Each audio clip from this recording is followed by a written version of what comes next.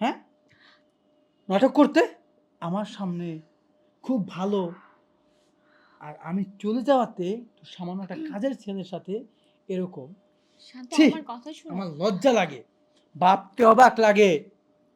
শান্ত, তোমার কথা ভুলেছে। তুমি একদম আসলে তুমি যে দেখতেছো না বা তুমি যে ভাবতেছো না, ওরকম কিছুই না। আমি মানে আমি তো ওরকম কিছু করিই নাই।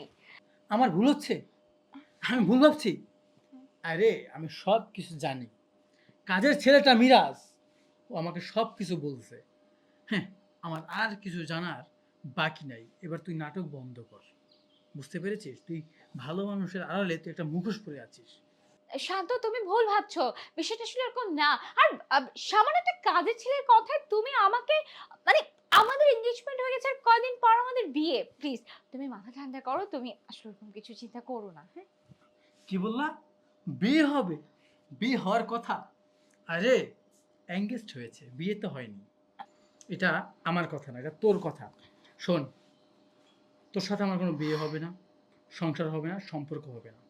বুঝতে পেরেছিস? এখন এই মুহূর্তে তুই আমার বাড়ি থেকে বের হয়ে যাবি। তোর মুখ আমি আর কোনোদিন দেখতে চাই না। বুঝতে পেরেছিস? ইসমাইল, তুমি আমার কথা শোনো। তুমি আমাকে ভুল ভাবছো। আসলে বিষয়টা তুমি যেভাবে দেখছো না। মানে বিষয়টা কাজের ছেলে